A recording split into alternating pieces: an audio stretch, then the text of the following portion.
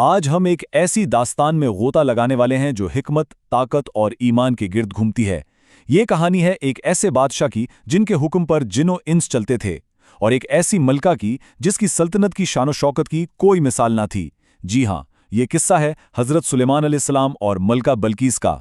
ذرا تصور کیجئے، یہ کوئی عام بادشاہت نہیں تھی۔ یہ ایک ایسی دنیا تھی جہاں ہوا خود بادشاہ کے تخت کو اٹھا کر اڑتی تھی، جہاں پرندے آسمان پر جاسوسوں کا کام کرتے تھے، اور جہاں بڑے بڑے سرکش جنات بھی سر جھکائے حکم کے منتظر کھڑے رہتے تھے۔ یہ تھی حضرت سلیمان علیہ السلام کی وہ سلطنت جس کی طاقت زمین سے نہیں، آسمان سے آتی تھی۔ اور جانتے ہیں، اس عظیم و شان کہانی کا آغاز کسی میدان جنگ سے نہیں، بلکہ ایک بہت ہی چھوٹے اور غیر متوقع واقعے سے ہوتا ہے۔ ایک خاص پرندے کی پراسرار گمشدگی اور پھر اس کی واپسی نے دو عظیم سلطنتوں کو ایک دوسرے کے آمنے سامنے لا کھڑا کیا۔ ہوا یوں کہ ایک دن حضرت سلیمان اپنی افواج کا جائزہ لے رہے تھے۔ پرندوں کا لشکر ان پر سایہ کیے ہوئے تھا کہ اچانک ان کی نظر ایک خالی جگہ پر پڑی۔ ہدہد، ان کی فضائی فوج کا ایک بہت اہم رکن، اپنی جگہ پر موجود نہیں تھا۔ بادشاہ کا جلال بھڑک اٹھا اور انہوں نے اعلان کیا، اگر ہدہد نے کوئی ٹھوس وجہ پیش نہ کی تو اسے ایسی سخت سزا ملے گی جو سب کے لیے مثال بن جائے۔ تھوڑی ہی دیر میں ہدہد حاضر ہوا، لیکن اس کے انداز میں سزا کا خوف نہیں تھا، بلکہ ایک نئی دنیا دریافت کرنے کا جوش تھا۔ اس نے کہا، میں سبا کی سرزمین سے ایسی پکی خبر لایا ہوں جو شاید آپ کو بھی معلوم نہ ہو۔ وہاں ایک عورت کی حکومت ہے جس کا نام بلقیس ہے۔ اس کے پاس ہر طرح کی دولت ہے، اور سب سے بڑھ کر اس کے پاس ایک بہت ہی عظیم الشان تخت ہے۔ تو جناب، یہاں دو بالکل مختلف سلطنتوں کا ٹکراؤ ہونے والا تھا۔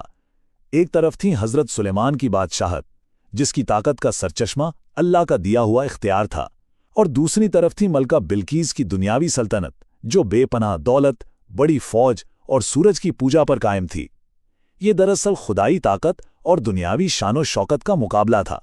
یہ خبر سن کر حضرت سلیمان علیہ السلام نے ملکہ سے رابطہ کرنے کا فیصلہ کیا، اور دوسری طرف ملکہ بلقیس نے، جو بہت ہی عقل مند تھیں، اس پیغام کا جواب ایک بڑے دلچسپ انداز میں دینے کا سوچا۔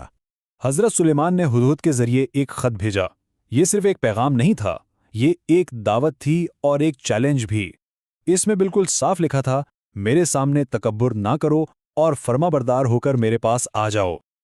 ملکہ نے یہ خط اپنے 312 جنگجو سرداروں کے سامنے پڑھا۔ یہ سنتے ہی ان کی آنکھوں میں تو خون اتر آیا۔ انہوں نے فوراً جنگ کا نعرہ لگا دیا، لیکن ملکہ نے حکمت کا راستہ چنا۔ وہ جانتی تھیں کہ طاقت کا جواب ہمیشہ طاقت نہیں ہوتا۔ تو انہوں نے ایک بڑا زبردست منصوبہ بنایا۔ وہ یہ دیکھنا چاہتی تھیں کہ سلیمان کوئی عام بادشاہ ہیں جو دولت سے متاثر ہو جائیں گے، یا واقعی اللہ کے نبی ہیں۔ اس لیے انہوں نے فیصلہ کیا کہ وہ بے مثال تحفے بھیجیں گے، اور ساتھ میں ایک ایسا امتحان بھی جو سلیمان کی حقیقت کو ظاہر کر دے گا۔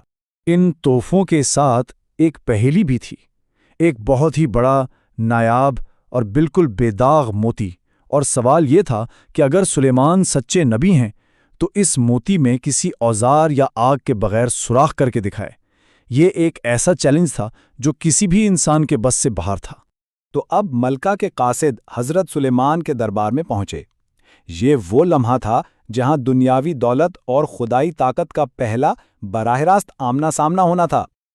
جب قاصدوں نے سونے اور جواہرات کے ڈھیر سامنے رکھے تو حضرت سلیمان نے ان کی طرف دیکھا تک نہیں، اور فرمایا، کیا تم مجھے مال سے مدد دینا چاہتے ہو؟ سنو، جو کچھ اللہ نے مجھے دیا ہے وہ اس سب سے کہیں زیادہ بہتر ہے جو تم لائے ہو۔ بس اس ایک جملے نے دنیاوی دولت کی ساری چمک ماند کر دی۔ اور پھر باری آئی اس ناممکن چیلنج کی۔ سب حیران تھے کہ اب کیا ہوگا۔ حضرت سلیمان نے ایک چھوٹے سے کیڑے کو حکم دیا۔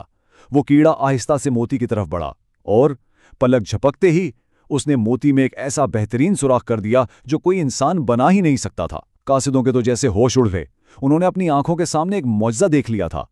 اس کے بعد حضرت سلیمان نے قاصدوں کو ایک فیصلہ کن پیغام دے کر واپس بھیجا، اپنی ملکہ کے پاس جاؤ اور اسے بتا دو کہ ہم ان پر ایسے لشکر لے کر آئیں گے جن کا مقابلہ کرنے کی ان میں بالکل ہمت نہیں ہوگی۔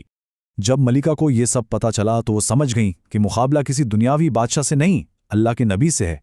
انہوں نے فوراً اطاعت کا فیصلہ کیا اور حضرت سلیمان کی طرف سفر شروع کر دیا۔ لیکن ان کے وہاں پہنچنے سے پہلے ایک اور عظیم معجزہ ہونے والا تھا۔ حضرت سلیمان کو خبر ہو گئی کہ ملکہ آ رہی ہیں۔ انہوں نے اپنے دربار میں موجود جنات اور انسانوں سے ایک سوال کیا، تم میں سے کون ہے جو بلقیس کا تخت उसके यहाँ पहुंचने से पहले मेरे पास लेकर आएगा। ایک بہت بڑے جن نے کہا کہ میں دربار ختم ہونے سے پہلے لے آؤں گا، لیکن پھر آصف بن برخیہ کھڑے ہوئے، ایک ایسا شخص جس کے پاس اللہ کی کتاب کا علم تھا۔ اس نے بڑے اعتماد سے کہا، میں آپ کی پلک جھپکنے سے بھی پہلے اسے یہاں حاضر کر دوں گا۔ اور اس سے پہلے کہ حضرت سلیمان کی پلک بھی جھپکتی، ملکہ بلقیس کا وہ عظیم و شان تخت اپنی پوری آب و تاب کے ساتھ دربار میں موجود تھا۔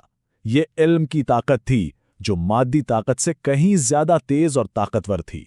اس معجزے پر غرور کرنے کے بجائے حضرت سلیمان نے اللہ کا شکر ادا کیا، اور پھر انہوں نے ایک اور حکم دیا جو طاقت کا نہیں بلکہ حکمت کا امتحان تھا۔ اس تخت کی شکل تھوڑی بدل دو، دیکھتے ہیں کہ بلقیس اسے پہچان پاتی ہے یا نہیں۔ اور پھر وہ لمحہ آ ہی گیا جب تاریخ کے دو عظیم حکمران آمنے سامنے تھے۔ یہ صرف دو بادشاہوں کی ملاقات نہیں تھی، یہ ایک ایسی روح کی تبدیلی کا آغاز تھا جس نے ملکہ کی پوری دنیا بدل کر رکھ دی۔ جب بلقیس دربار میں آئیں تو ان سے پوچھا گیا، کیا تمہارا تخت ایسا ہی ہے؟ وہ ایک لمحے کے لیے رکیں۔ یہ تخت تو انہی کا تھا، لیکن وہ اسے میلوں دور 7 تالوں میں بند کر کے آئی تھیں۔ انہوں نے بہت ہی ذہانت سے جواب دیا، لگتا تو ہے کہ یہ وہی ہے، نہ تو پوری طرح مانا نہ انکار کیا۔ اس کے بعد حضرت سلیمان انہیں اپنے محل کے ایک ایسے حصے میں لے گئے جس کا فرش شفاف شیشے کا بنا تھا اور اس شیشے کے نیچے صاف پانی بہہ رہا تھا۔ یہ حقیقت اور نظر کے دھوکے کا ایک کمال کا امتزاج تھا۔ ملکہ نے اسے اصلی پانی سمجھا اور اندر جانے کے لیے اپنا لباس تھوڑا اوپر اٹھا لیا۔ تب حضرت سلیمان نے بتایا کہ یہ تو شیشے کا فرش ہے۔ بس یہی وہ لمحہ تھا جب ملکہ پر سب کچھ کھل گیا۔